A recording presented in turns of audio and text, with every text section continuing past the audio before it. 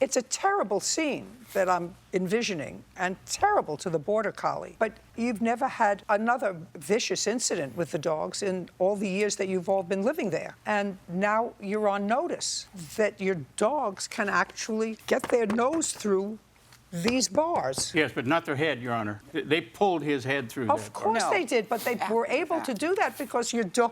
Trespassed on our property. No. Don't fight with him. You've been living in lovely, peaceful harmony. Yeah, we are Let him be peaceful. mad at me. I have broad shoulders. Mr. Flanagan, it's a terrible sight. I would have been furious. I would have been angry.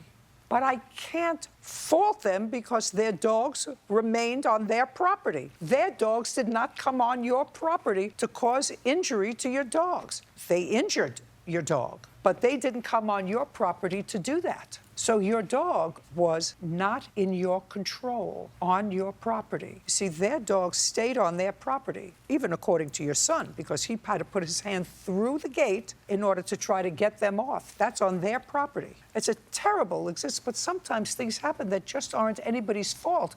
I want you to think about your dog as a child. Let's say your dog was a child. Their dogs are in their yard, and the child peeks their head through the bars and is mauled like your dog was mauled. Whose fault would that be?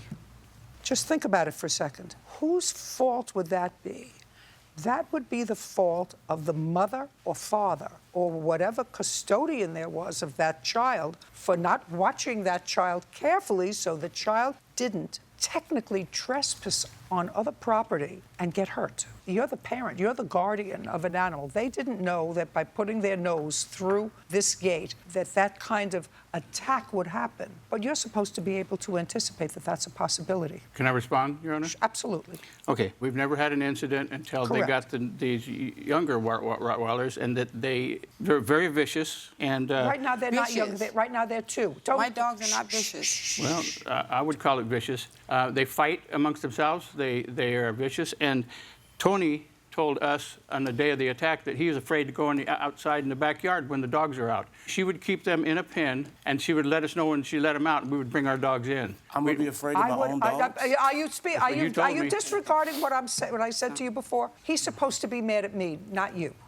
They're not going to pay you for this. Your responsibility as a good caretaker is put on your side, where your dogs are, a sufficient mesh or metal so that your dogs will not put their noses through the fence and titillate dogs. And especially, Mr. Flanagan, if you say to me that you perceive their dogs to be vicious, I would have said, you know what? I'm going to take all sorts of precaution. If I think that these dogs, the puppies, not the older ones, the puppies are vicious, this is a possibility. Injury can happen. I'm going to make it so that these dogs can't have any contact with each other. That's what you have to do. Anyway, I can't satisfy you. I know it's not going to be a satisfactory case because the whole idea of the dog being so injured and there not being a responsibility for that sounds unjust. But the truth of the matter is, you are the caretaker for your dogs. You're supposed to protect them. And if there's a gate a fence that doesn't protect them, you're supposed to fix it so that it does. That's all. The case is dismissed. We're finished.